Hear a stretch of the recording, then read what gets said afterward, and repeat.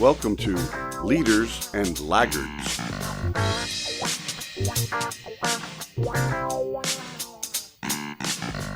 So let's get rolling. So welcome to this week's edition of Leaders and Laggards. My name's Dave Swenson, and I've got my co-host and colleagues, Jeff Custer and Ken Rich is with me this week. And I want to thank them both for the last couple episodes. I think we've had some great conversations. This week's discussion is going to be focused on leadership resources, right? There doesn't seem to be any shortage of leadership resources that one can tap into these days. And so what I'd like to talk about as a group is, what are some leadership resources that we've had that have been positive for us? And then undoubtedly one of us has come, you've had an opportunity to come by one that maybe has been an example of, I don't want to do it that way. Right. And so, what I kind of thought we'd discuss this week is, let's give a couple of examples of resources that, have been positive to us individually, maybe something that the audience could utilize in their own respect. And, it could be anything from a book to a video, maybe a letter, maybe it's a coach, a mentor, whatever. And then again, maybe something that we've come across where we thought, that's probably not something I'd want to do if I were going to, recommend going forward. So, if we could start out, I guess, I thought maybe we'd each give two resources that we would recommend or that have had a positive impact on us. And then we'll follow up with maybe a discussion about things that we haven't had such a great experience with. So, Jeff, maybe you want to start off this week. We'll put you in the spotlight. Why don't you give us a good resource, something that's had a positive impact on you and maybe has helped you along the way? Yeah, I picked out a couple resources that probably are my two favorite go-to books. The first one is kind of a classic, Stephen Covey, 7 Habits of Highly Effective People. A couple things that I've pulled out of there that I just love to use when I'm working. I've used them personally, but I've also used them to help develop other leaders. One, I love the sphere of influence, where he talks about things that you control and things you can't control. I really like the ladder of accountability.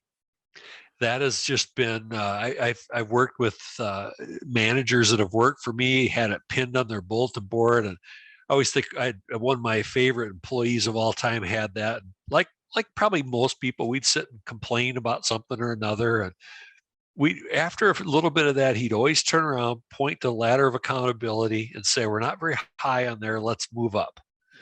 And what a great resource. And then the last one out of Stephen Covey I love is the 4 quadrants, which is the urgent, not urgent, important, not important quadrants. And like, where do you find yourself in those? So I just encourage anybody who's listening to grab a copy of that book and find those models, because they've been really influential for me. And then I think the other thing that I picked, Dave, that maybe not so familiar, but there's a book that I got a few years back called Never Eat Alone. And it's written by a guy named Keith Ferrazzi. And the whole book is about relationship building. And just an excellent book on why you should build relationships, what relationships you should build, and how to go about it. And the story I tell about relationship building, many years ago, I was looking for another job, and I actually was working with a consultant to help me do that. And they said, make a list of 50 people that you could call that would help you get a different job if you got fired today. Well, that'll be easy. I know 50 people. Right. And so I took my paper and I wrote down my 50 people, and I looked at it and I thought, yeah, I know those people, but I'm not sure I can call them and have them really come to bat for me. And it was a huge wake up call for me that you better pay more attention to this. And that book was really pretty instrumental in kind of helping me work through that process. So those, when you pose that question for our topic this week, those are the two resources that hit the top of my list. Wow. And I really like what you said about the second one there, Jeff, because I look back at my last 3 or 4 positions where I've worked, and can probably in each instance count on one hand how many times I had an opportunity to go out to or was invited to lunch with somebody on the leadership team to go out or the executive team and go out and just to have them learn more about me. I mean, it's so backwards so often in the organizations. So I think that's a great one. How many people on that list of 50 have you gotten together with?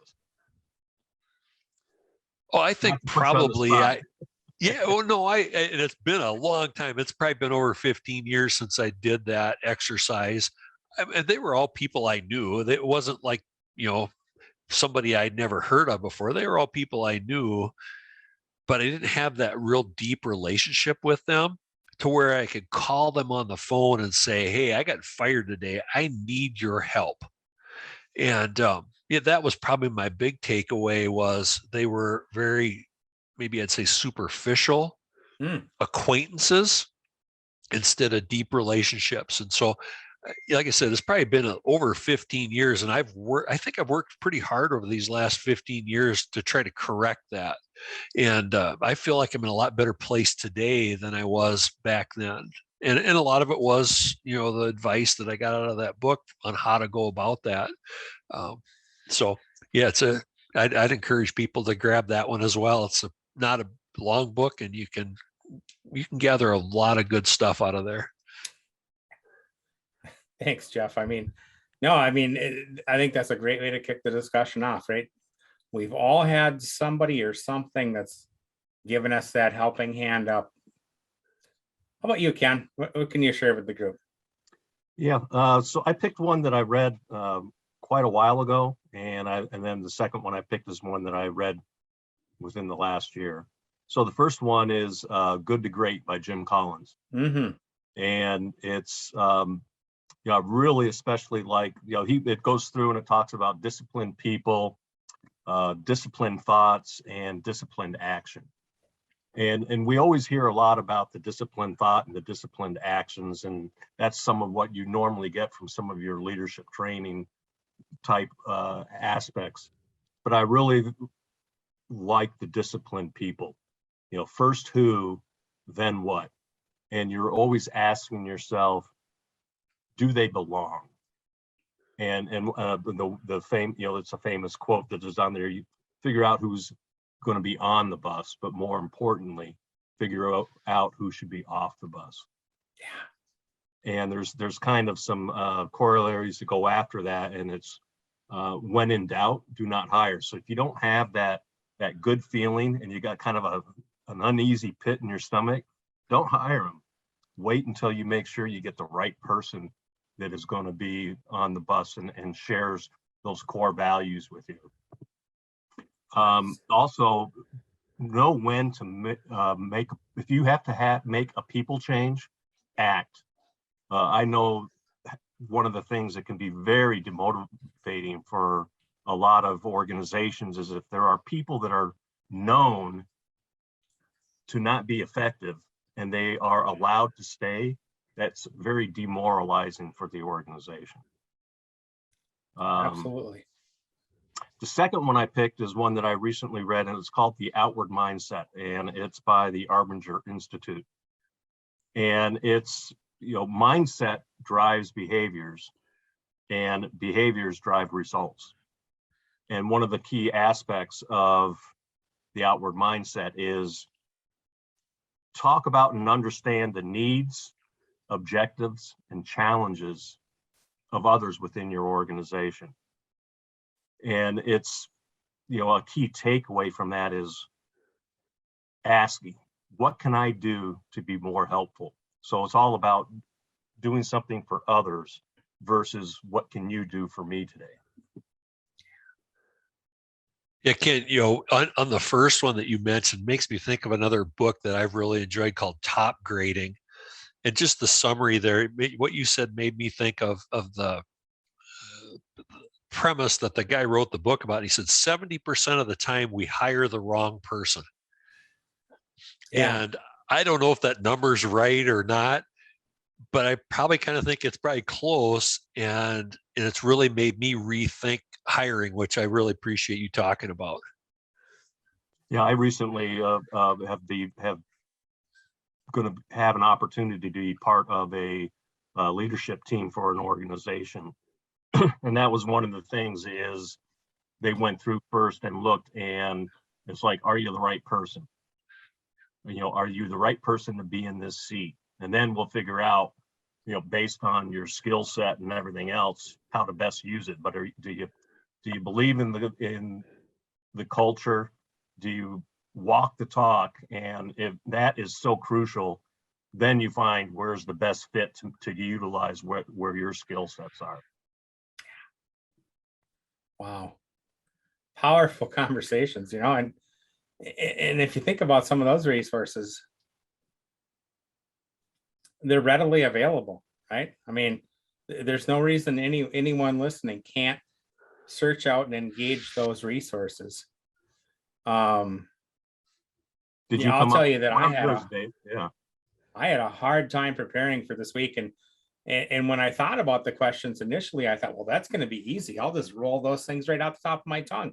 And then as I started to go down the list, I thought, well, that person or that resource has been really important to me as well, right? So I feel like this list probably could have went on and on and on, right? But I feel like if I have to narrow it down to two, and that was kind of my call, so I guess I'll have to narrow it down to two, and I'm going to say that through whether it was school or even in my professional life, I always found myself in leadership positions, but in the early 2000s, I found myself with a good mentor.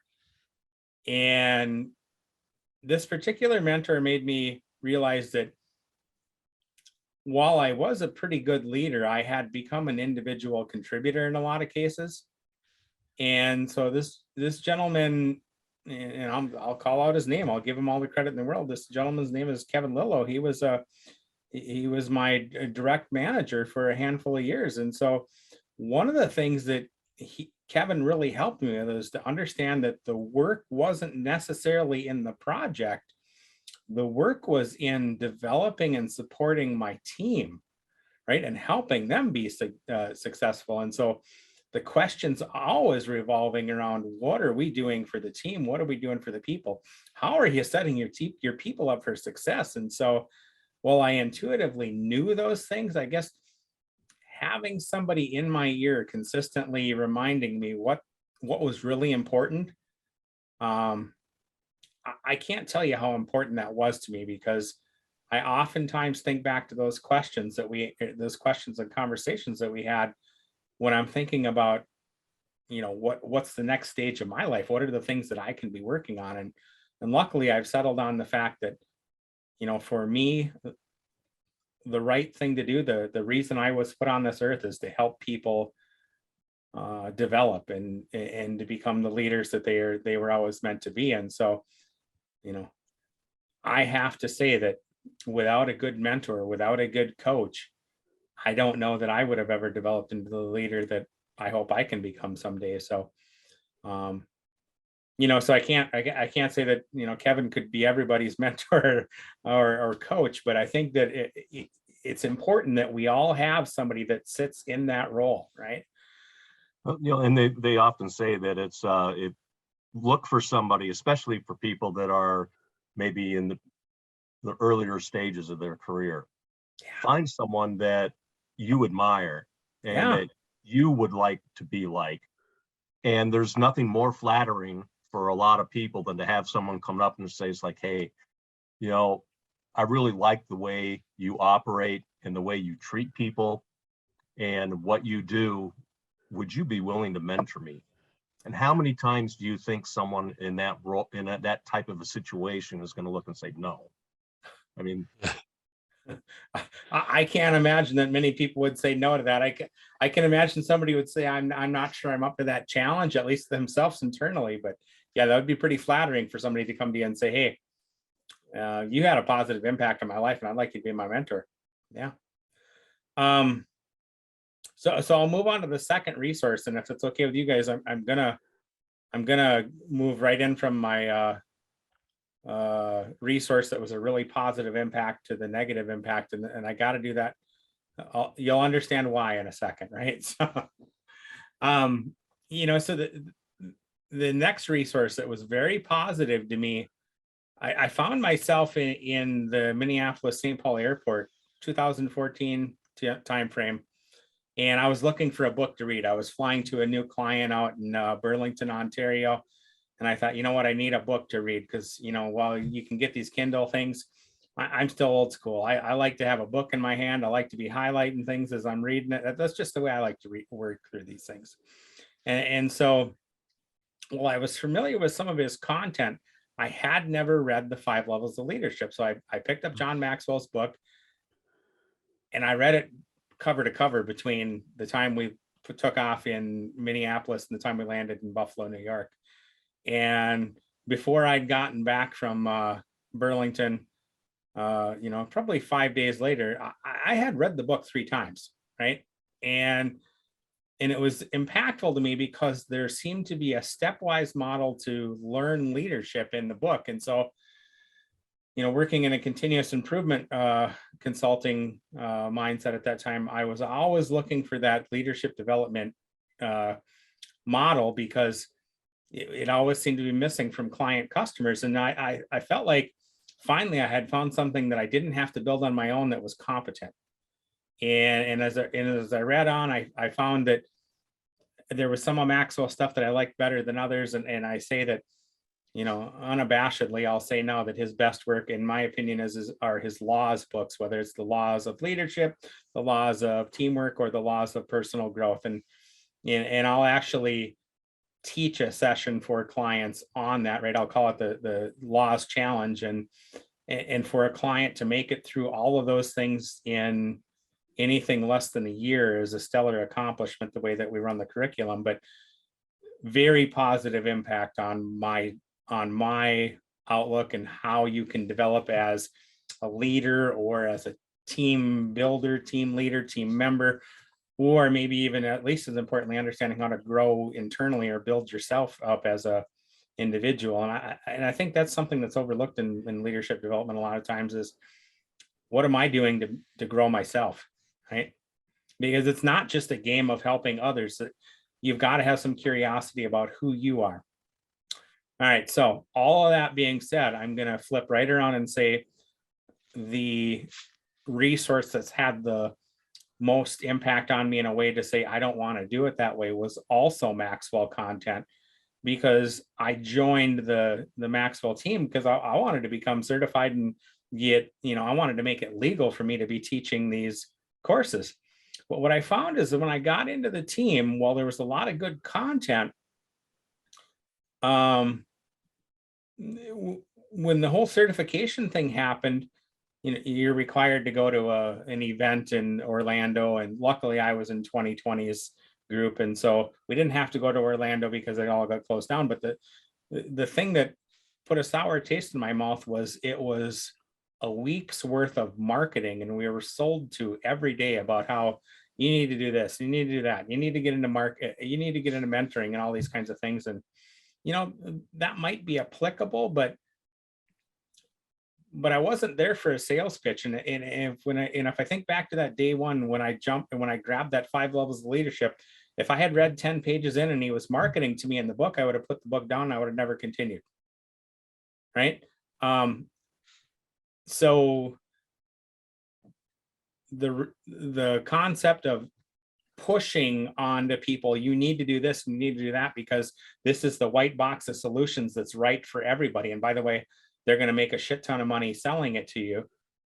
That struck me wrong. And so one of the values of my organization is to come forward with that pink spoon, right? So that people can sample the goodies, but also to say there's never going to be that next level. We call it a cool kids table. There's never going to be a cool kids table when you come to multilateral improvement. As a matter of fact, you don't have to pay for the next level, right? And that was directly proportional to what I experienced when I went through the certification program. So it was a great positive impact to me, especially some of the older content.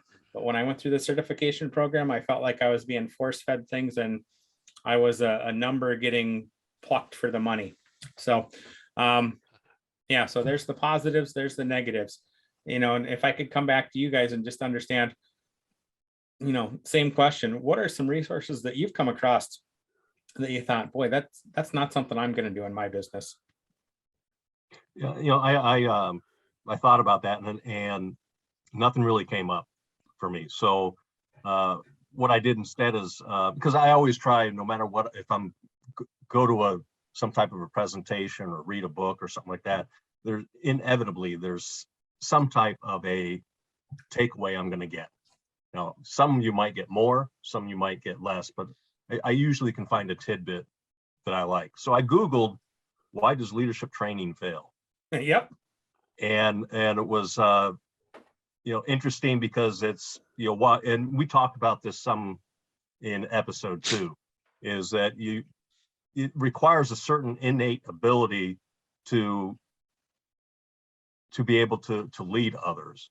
And if you have that ability, then and that mindset, then certainly you can be taught some of the things. But if you don't have that ability to care for others and to want to, and that selflessness, to put yourself before others and to make sure that you're doing the right things for the right reasons, then inevitably you're probably not going to end up being a good leader.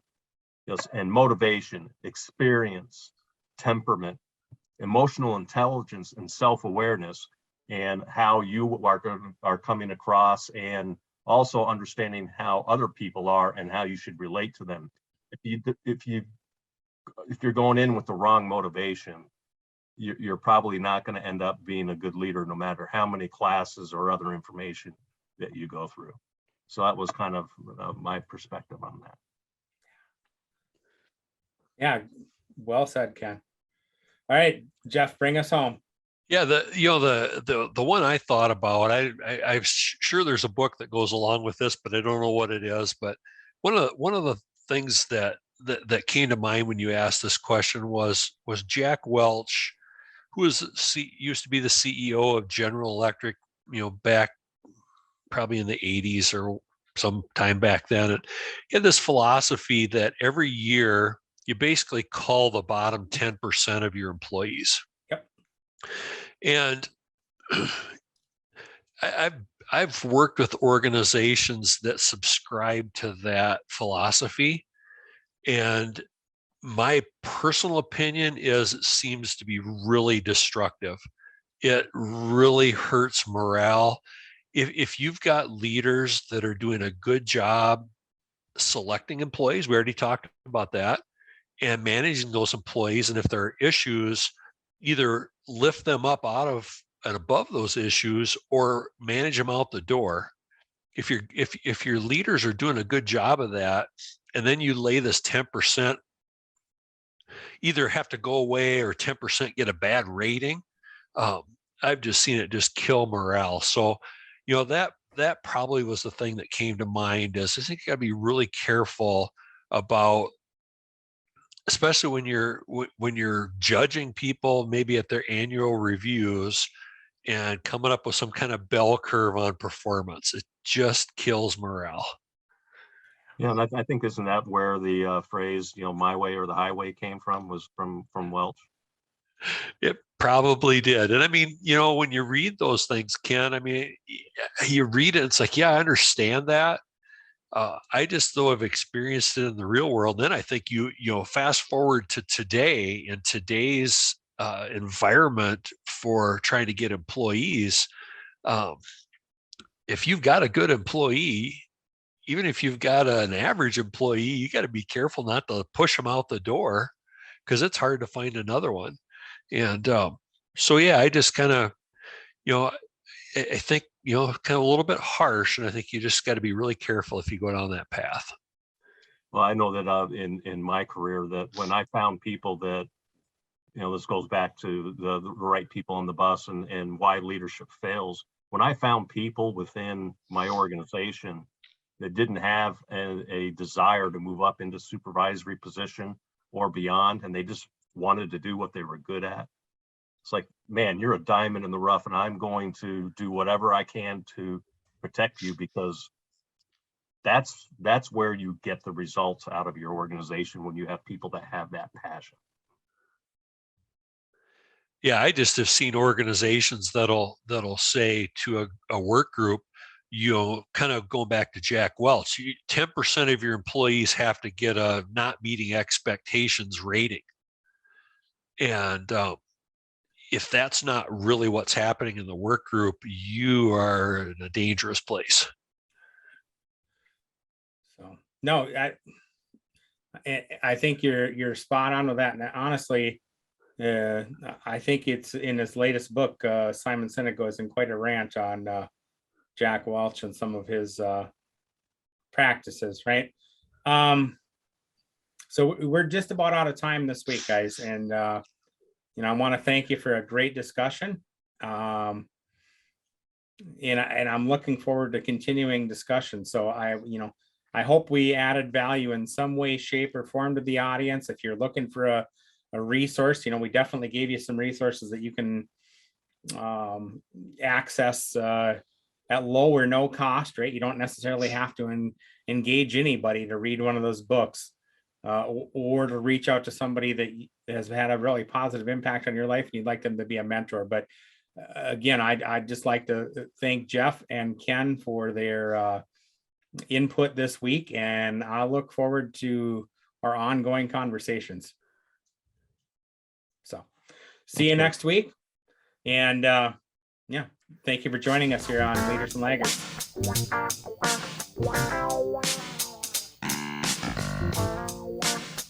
Thanks for watching, and remember, leadership matters.